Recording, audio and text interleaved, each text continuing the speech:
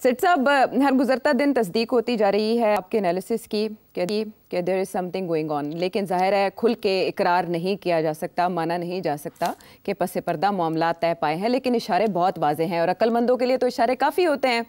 उसका एक बड़ा इशारा आज हमें मिला, वो ये कि अली अमीन गंडापुर साहब गए इमरान खान साहब से मिलने, लेकिन बाहर आके मीडिया से जो उन्होंने बात की उन्होंने नहीं बताया कि इमरान खान साहब ने आज की मुलाकात में क्या कहा। उन्होंने प्लान दिया कि हम उससे पहले 8 नवंबर को पेशावर में जलसा करने जा रहे थे, वो मनसूख करके अब हम सवाबी में एक इज्तिमा करेंगे जहां हम कॉल देंगे कि मुल्क को कैसे बंद करना है या लाहे अमल क्या होगा हमारे एहतजाज का, और जमा होंगे वहां पर आइंदा के लाहे अमल के लिए। और हद हो गई, अब हम इस हुकूमत को ख़त्म करके हटा के ही दम लेंगे। इस तरह की उन्होंने बातें की, ऐसे लग रहा था कि उनका जो दिलो दिमाग है वो कहीं और है, लेकिन ज़ुबान कुछ और कहना चाह रही है।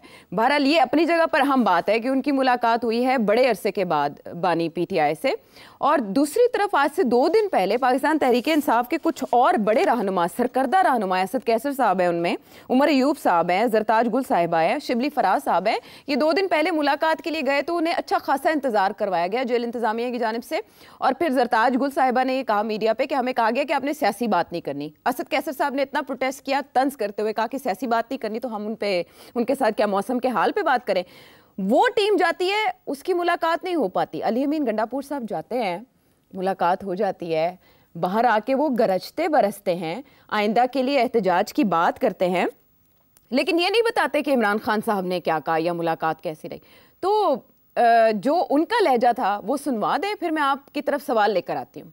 हमने एक प्लान बनाया हुआ है और प्लान में अनाउंस कर चुका हूँ और उस प्लान के ऊपर इंशाल्लाह हमने अभी काम भी शुरू किया हुआ है और हमने अभी एक फाइनल कॉल देकर इस हुकूमत से हमें जान छुड़ानी पड़ेगी, क्योंकि इस मुल्क में आइन को बार बार तोड़ा, कानून की बालादस्ती इस मुल्क में नहीं है और जो हालात ये बनाते जा रहे हैं दिन ब दिन, ये ड्रामेबाजी जो है अब ये नाकाबिल बर्दाश्त है। ये जो फार्म 47 की बैंडेड चोर हुकूमत है, इससे हमने छुटकारा हासिल करना है अवामी ताकत से। अब ये एक फाइनल कॉल होगी, अब सर पे कफन बांध के हम निकलेंगे। अच्छा, इन्होंने ये भी कहा है कि कुछ तजियाकार कह रहे हैं डील हो गई है, तो उनकी बात सुन के कंफ्यूज ना हो। सेठ साहब, क्या ये सारी बातें डील के तासुर को रद्द करने के लिए की जा रही हैं और क्या वाकई लोग नहीं समझेंगे? नहीं, लोग तो समझेंगे कि कुछ ना कुछ तो हो रहा है। हम भी कह रहे हैं लोग बेवकूफ नहीं है, लोग को पता है कि गंडापुर साहब गरजते बहुत हैं और करते कम है।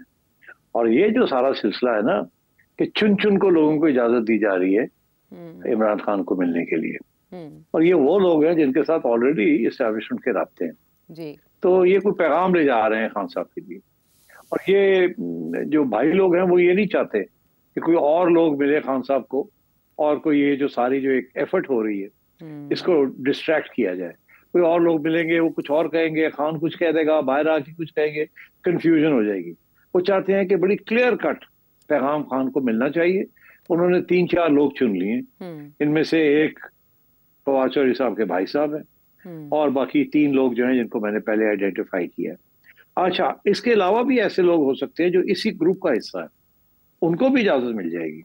मगर वो लोग जो ज्यादा इनकलाबी हो रहे हैं इस वक्त और ज्यादा गड़बड़ के शौक में कि जी इनकलाब लाया जाए, ये किया जाए और ये, उनको इजाजत नहीं मिलेगी खान साहब को मिलने की। उन्हीं को जो एस्टैब्लिशमेंट के साथ राब्ते में है।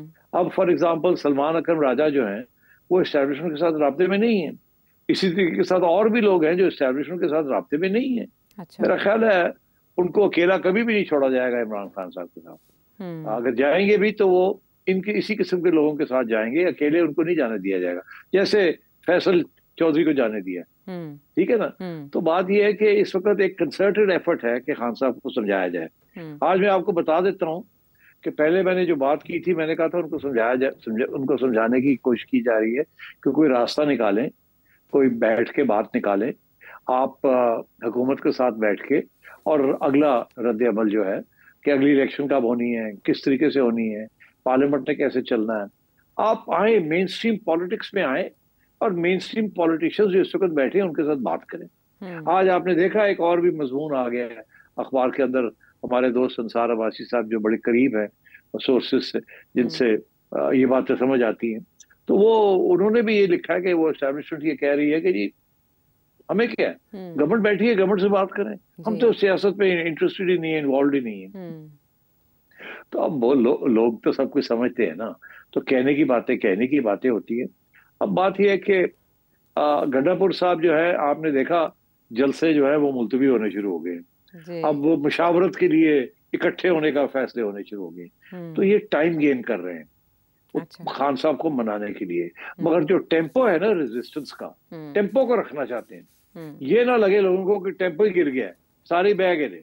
तो ये साथ साथ हवा भी चलानी है, रेजिस्टेंस की करना है, ये है वो है, और साथ साथ जो है थोड़ा पोस्टपोन भी करते जाना है ताकि खान साहब को मनाने का टाइम बन जाए। अब खान साहब को क्या बनाने जा रहे हैं मैं आपको बता देता हूँ, गवर्नमेंट की तरफ से समझे। अब आप मेरा ख्याल है एस्टैब्लिशमेंट का लफ्ज नहीं लेते, गवर्नमेंट कहते हैं। गवर्नमेंट की तरफ से जो पैगाम गया है वो ये गया है कि भाई साहब मिलके बैठते हैं, अगली इलेक्शन की बात करते हैं, कब होगी, ये टर्म पूरी कंप्लीट होगी हमारी, आप पार्लियामेंट में आके बैठे और आप सही तरीके से सियासत करें जो अपोजिशन की सियासत होती है। मगर ये एंटी स्टेट सियासत जो है इसको एक्सेप्ट नहीं किया जाएगा, पहली बात। और अगर आप कंटिन्यू ये करेंगे और आप फिर जैसे वो कहते हैं ना गंद डालेंगे, पहले आपने जुडिशरी के अंदर गंद डालने की कोशिश की, वो आपने देखा आपने कैसे उसको स्टेबलाइज कर लिया। अब आप सड़कों की कर रहे हैं, वो भी आपने देख लिया, आपने स्टेबलाइज तो कर ही लिया। अब आपके पास क्या रह गया? अब ये जो आपके मोहरे हैं, गंडापुर साहब हो गए, उषा बीबी हो गई, फैसल हो गया, है जी, तो ये जो आपके मोहरे हैं इनको, दे आर सेंसिबल पीपल। आपने सुना नहीं बैरिस्टर साहब क्या कह रहे हैं? बैरिस्टर सैफ का जो बयान है आज जी बड़ा इंटरेस्टिंग है। मैं वो सुनवा दूं? हाँ, वो कहते हैं बिल्कुल नहीं हुई। सुनवा दें फिर मैं आपको बताता हूँ कि क्या अंडरस्टैंडिंग। हाँ, मुझे वो भी समझना है कि क्या मतलब है इन दोनों टर्म्स में। जी, बैरिस्टर सैफ का बयान। सिर साहब वो कह रहे हैं डील नहीं है, मुफाहमत है, क्या फर्क होता है इसमें? बहुत अच्छा, देखिए आप भूल गई हैं, मैंने भी यही लफ्ज कहा था। मैंने कहा था डील की कोशिश हो रही है, एक अंडरस्टैंडिंग हो गई है कि ट्राई करते हैं डील के लिए। अब अंडरस्टैंडिंग का ये मुराद है कि कोई ना कोई बातचीत हुई है और वो कह रहे हैं डील कर लो। डील अभी हुई नहीं है मगर अभी एक अंडरस्टैंडिंग हो गई है। या बैरिस्टर साहब ने बड़े वाजे कर दिया है हाँ। कि एक जमहूरी निज़ाम जो है उसको चलाना है, उसके अंदर रह के सब कुछ करना है। तो हमारी अंडरस्टैंडिंग हो गई है कि लेट्स ट्राई दैट रूट। अब यही तो मैं आपसे कह रहा हूँ। और ये भी मैं आपको बता दूं कि धमकी क्या है। धमकी ये है कि अगर आप उस रास्ते पे नहीं आते, मफाहमत के रास्ते पे, कॉम्प्रोमाइज के रास्ते पे, अच्छा, जमहूरियत के रास्ते में, पार्लियामेंट के रास्ते में, अगर आप ये रुखसाना लोगों को, अवाम को सड़कों पे निकालना, IMF को गालियां देनी एंड सो ऑन, डिसरप्ट करने की अगर आप कंटिन्यू कोशिश करेंगे तो फिर हम टॉलरेट नहीं करेंगे। और हम करेंगे क्या फिर? एक तो ये है कि ये आपके सारे मोहरे जो है ना सारे अंदर कर देंगे, फिर निकलेंगे नहीं बाहर। हम कानून हमने बना लिए हैं, हमने तैयारी कर ली है उसकी पूरी। अब मैं क्या आपको बताऊं तैयारी कैसे हुई है? वो हो गई है तैयारी, आपको भी नजर आ रहा है तैयारी कैसे होगी। तैयारी हो गई है उसकी। अब हमें डिरेल जजेस नहीं कर सकते। और पहली बात। दूसरी बात ये है कि फिर ठीक है, फिर अगर ऐसी बात है तो फिर मार्शल लॉ फिर तो नहीं लग सकता, ना ही हम लगाएंगे। मगर हम मिलिट्री कोर्ट्स तो करेंगे ना। तो हमने तो ऑलरेडी वो कानून तो पास कर दिया टेररिज्म का जी। तो अब मिलिट्री कोर्ट वाली बात भी चल रही है। तो फिर अगर ऐसे होगा तो फिर खान साहब और जनरल फैज हमीद, फिर उनके साथ खान साहब को भी लगा दिया जाएगा। अच्छा। और वो ट्रायल शुरू हो जाएगी। और वो अगर ट्रायल शुरू हो जाती है तो फिर वापसी कोई नहीं है उसके बाद। फिर वो दोनों गए। अच्छा। तो मेरा ख्याल है ये पैगाम दिया जा रहा है बड़ी सख्ती के साथ। और ये लोग जो जा रहे हैं खान साहब को मिलने, उनको समझ आ गई है अच्छा भाई हुण खान नूं मनाना बड़ा जरूरी है, बिकॉज ये तो बड़े सीरियस ने, ये तो they are not going to let off like this. इसीलिए वो बात चलती है, माफी मांग लो, सीधे हो जाओ, अच्छा, सही रास्ते पे आ जाओ। और वो खान सही रास्ते पे आ नहीं रहा। मगर अब आपने देखा क्या हुआ, ये पहली गड्ढापुर की मीटिंग है, मैंने यही प्रेडिक्ट किया था कि अब खान की बयानबाजी बंद हो जाएगी।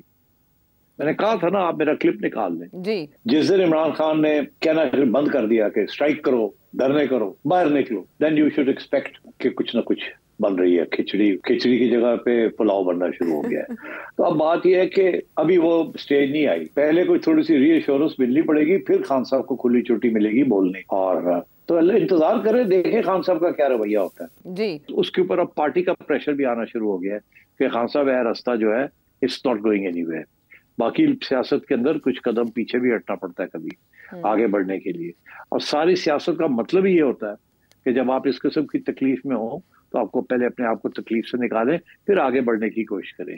ऐ नहीं कि तुसी समुद्र ही सुटता गया तो तैरना आंदा कोई नहीं तो उत्थे बह के तुसी मां बहन कर रहे हो, ऐ नहीं हो सकता। पहले स्विमिंग सीखो तो फिर आ जाओ। तो इसलिए मैं समझता हूँ कि we are in the process of trying to develop an understanding with Khan साहब, और ये लोग लगे हुए हैं अब उनको समझाने के। अगर ये ना समझा सके और खान साहब ने जिद करते रहे तो फिर ये वापस जो पहले हो रहा था वही होगा।